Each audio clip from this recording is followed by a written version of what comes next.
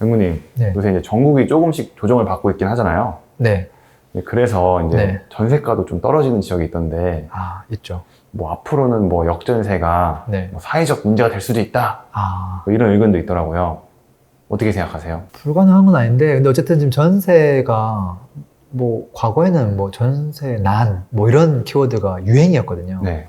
지금은 뭐 역전세, 사회적 문제, 이제 완전 극과 극을 달리고 있는데, 아, 맞아요. 전세가 올라도 문제고, 너무 내려도 문제이긴 해요. 음, 근데 예를 들어서 전세가 좀 기한 상황이 되면 요즘은 뭐 신축 빌라 업자들이 지금 뭐 분양할 때 분양 가격보다 뭐 전세를 더 높게 책정해가지고 아, 이거를 뭐 무한대로 막 뭐 700채 뭐 실행해가지고 나르고 막 그러잖아요. 네. 이제 이거 같은 경우는 뭐 전세, 역전세는 아니고 이거는 뭐라 해야 되지? 깡통 전세에 대한 이슈잖아요. 네. 근데 이제 반대로 전세 가격이 하락을 하게 되면 네. 원래는 3억에 전세를 줬는데 연장하려고 봤더니 뭐 2억 5천이다. 아, 이게 지금 역전세잖아요. 네. 돈을 내줘야 되는데 그분이 여유가 없으면 이슈가 되기도 하죠. 아, 그래서 지금 둘 다 문제예요. 그래서 임대를 주는 사람도 임차로 들어가는 사람도 제 생각엔 좀 각별한 주의가 필요하지 않을까.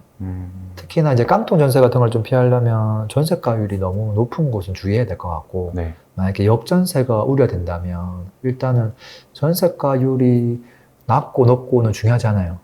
입주 물량이 많은 곳이 위험한 곳이에요. 백무님, 그럼 100%라고 할 수는 없지만, 네. 그래도 전세 하락이 좀 가능성이 있어 보이는 지역들을 좀 알 수 있을까요? 좀 엄청 많아요. 많아요? 생각보다. 그래요? 조금 있어요. 근데 네. 뭐 다 추릴 수는 없지만 네. 그래도 한 대여섯 군데를 한번 추려보면 일단 입주 물량을 최우선적으로 봐야 되거든요. 수도권에서 공급이 제일 많은 곳, 서울, 경기, 인천 중에 인천. 네, 서울은 일단은 해당 사항은 없어요. 네. 인천이 1등이에요. 네. 근데 인천이 특정 구에만 많은 게 아니라 중구, 서구, 연수구, 뭐 미추홀구, 부평구 다 많아요. 아, 진짜 몇 개 구를 빼고 다 많아요. 네. 그래서 여기는 역전세 날 수도 있다. 그러니까 과거보다 왜냐면 4년 동안 전세가 많이 올랐기 때문에 네. 좀 빠질 가능성도 충분히 있다. 그 다음에 이제 경기도는 엄청 크잖아요. 맞아요. 경기도에서는 제가 이렇게 권역별로 좀 보니까 저쪽 동북으로 가면 이제 양주 같은 곳 공급이 많거든요. 신도시 네. 때문에. 그 다음에 서남쪽으로 가면 이제 과천하고 안산. 그다음에 동남쪽으로 가면 여기도 엄청 많은데 성남 중원구 거기도 대규모 입주가 좀 있거든요.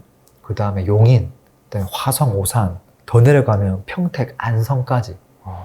여기도 지금도 전세 좀 많이 떨어졌는데 네. 계속 조금 더 조정받을 수 있겠다.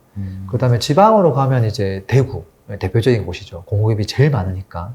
그 다음에 충청남도 같은 약간 좀 소도시가 있는 곳에도 뭐 아산이나 네. 뭐 당진 이런 것도 공급 많거든요. 네. 그 다음에 나머지 경남, 경북은 그렇게 리스크한 곳은 많지는 않은 것 같아요. 일부 이제 부산 진구 같은 경우는 도심 재개발을 많이 했기 때문에 그것 때문에 좀 공급이 있을 수 있겠다. 조금 멀리 있는 동구도 포함해서. 백무님, 근데 대구 말씀해 주셨는데, 네. 대구는 구별로 차이는 없나요? 있죠. 대구는 일단 중구가 네. 핵폭탄급이고요. 아, 그래요? 네, 왜냐하면 평균, 과거 한 10년 동안 평균 공급했던 것들 대비 한 10배 가까이 많아요. 다른 지역은 한 두세 배 많습니다. 이 정도인데 네. 여기는 뭐 10배 수준이라서 좀 많긴 하고요. 그 다음에 뭐 서구나 뭐 동구 좀 나아가서 달서구까지 좀 많아요, 다. 일단 중구가 제일 많다는 거네요. 네. 중구가 많으면 그 인접한 곳은 다 영향을 받는 거죠. 심지어 수성구도 공급이 좀 있어요. 백무님, 그럼 이 전세가에 영향을 주는 것이 네. 또 공급량 말고 또 다른 요소들도 있을까요?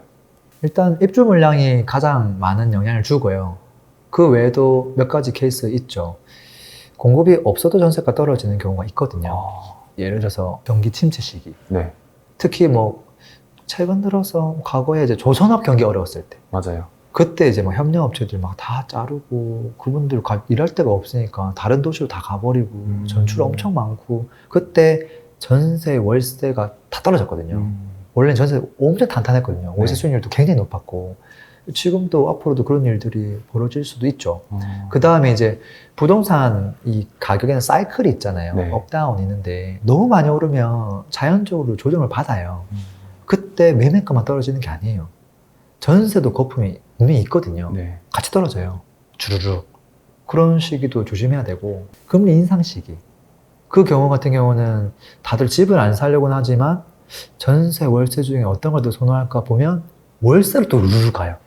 그래서 전세 물건은 막 남아도는데 월세는 좀 귀하고 그런 경우는 전세 가격이 좀 조금 조정받기도 하죠. 네. 그래서 지금 이런 여러 가지 유형들 중에서 지금 한국 같은 경우는 네. 제가 봤을 때는 2번, 3번이 복합적으로 좀 섞여 있다고 봐요. 좀 고점 찍고 약간 조정받고 있는 것도 있고 네. 그런 지역도 있고 그 다음에 또 금리 인상하고 겹치기도 하고 그래서 전세가 하락하고 월세도 일부 지역은 뭐 좀 오르긴 하지만 뭐 좀 오르지 못하고 매물이 쌓이는 것도 있고요. 그 다음에 이제 미국 같은 경우는 우리나라랑 좀 많이 다른데 네. 미국 같은 경우는 지금 매매는 주춤하거든요. 근데 월세가 지금 미친 듯이 올라가고 있어요. 인플레이션으로. 네. 조금 상황이 다르죠. 형님, 그럼 네. 이제 역전세가 조금이라도 예상되는 지역이라면 그 예비비가 있어야 되잖아요. 네. 얼마 정도 좀 준비해 놓아야 될까요? 보통 이제 그래도 매매 가격 하락보다는 큰 조정기가 왔을 때 전세 가격 하락이 폭이 적긴 하거든요. 네. 그래서 그래도 한 30% 정도? 30%? 기존 전세 금액의 한 30% 정도는 외분으로 갖고 있어야 되지 않을까 싶고요. 굉장히 보수적이네요. 왜냐하면 매매가가 진짜 심한 지역은 50% 하락할 수도 있으니까. 그러면 상대적으로 전세가는 한 30%까지 떨어질 거거든요. 네. 그럼 그 정도까지는 조금 대비해야 되겠다. 그럼 예를 들어서 내가 전세를 3억에 줬으면 네. 뭐 한 9천만 원 정도는 여유자금 좀 있어야 되지 않을까. 그리고 또 어떤 경우는 전세를 갑자기 나간다고 하는 경우도 있고 네. 전세 연장했을 때 더 거주를 안 하고 나간다고 하면 또 퇴거에 대한 준비도 해야 되잖아요. 만약에 전세가 또 안 맞춰지거나 그러면 네. 전세 보증금 반환 대출을 하든 아니면 주택담보 대출을 해서 뭐 좀 주든 그것에 대한 대비도 같이 해야 되지 않을까 싶어요. 네. 형님, 그럼 마지막으로 역전세가 날 것 같기도 하고 안 날 것 같기도 하고 좀 애매한 상황에 처한 분들이 많을 것 같은데 네. 어떻게 하면 좋을까요? 이미 놓여진 분들은 제가 도움 줄 수 있는 부분이 별로 없을 수도 있어요. 근데 가끔 이런 이야기 하는 사람이 있어요. 너무 희망 회로를 돌리는 분들이거든요. 예를 들어서 전세 가격은 이거는 실사용에 대한 가치라서 거품이 없다. 절대 하락하지 않는다. 라거나 아니면 자, 매매가가 빠져도 전세 가격이 있으니까 이 밑으로는 매매가가 안 빠집니다. 이렇게 얘기하는 사람도 있어요.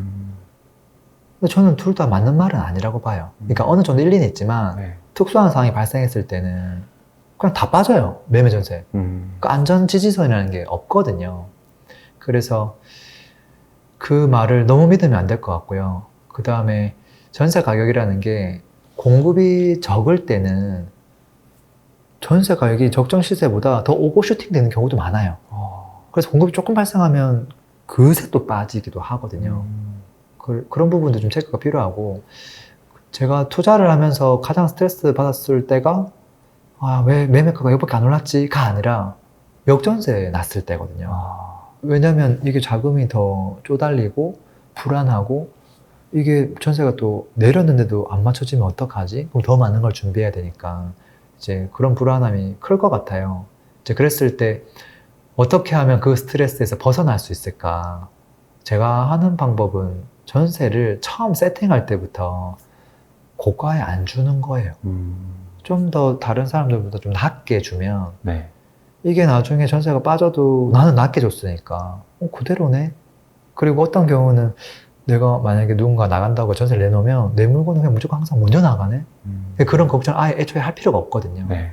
근데 그게 욕심인 거거든요. 전세를 높여놔서 투자금을 적게 들어가고 또 수익률도 극대화해야 되겠다. 근데 사실 수익률은 숫자 그냥 말장난이거든요. 진짜 중요한 건 수익률이 아니라 그 차익이 진짜 얼마큼 올라갈 수 있느냐. 이게 핵심이거든요. 네. 근데 수익률에 집착하면 어떤 일이 벌어지냐면 갭이 작은 것만 또 사게 되고 그러다가 또 예상하지 못한 일이 조금이라도 발생하면 뭐 역전세도 나고 이제 스트레스를 너무 많이 받는 거죠. 그래서 저는 역전세는 내 욕심의 크기와 비례한다고 봐요. 욕심을 낮추면 걱정도 거의 없어요. 그래서 만약에 이런 사실을 모르고 이미 투자해둔 사람도 있을 거 아니에요. 네. 거의 막 끝까지 딱 해가지고 지금 전세가 빠질 것 같아서 만약에 우려가 되는 분이 있다면 저는 지금이라도 좀 깨달으시면 좋겠고요. 그 이후 투자를 할 때. 그리고 전세금 최고가 세팅에 좀 너무 목을 매지 않았으면 좋겠고 그 다음에 전세 그 스트레스를 안 받는 투자 유형 포트폴리오를 더 많이 넣어야 된다고 봐요. 뭐 예를 들어서 수익형 투자, 전세가 없잖아요. 네. 그 다음에 재개발 투자. 임차인이 없는 경우가 많아요. 또 토지만 있는 경우도 있고, 입주권. 이런 포트폴리오 좀 넣으면 조금 더 낫지 않을까. 그런 조언을 좀 해드리고 싶고, 아니, 그럼 저는 이미 못 모르고 다 세팅했는데 어떻게 하란 말이에요? 하면 사실 제가 도와줄 수 있는 부분이 별로 없어요. 네. 네. 이제부터라도 네. 조금 네, 깨닫고 하시면 어떨까 싶습니다. 네. 네, 저도 그렇게 배우고 있거든요. 알겠습니다. 오늘도 들어줘서 감사합니다. 행복한 하루 되세요. 피스!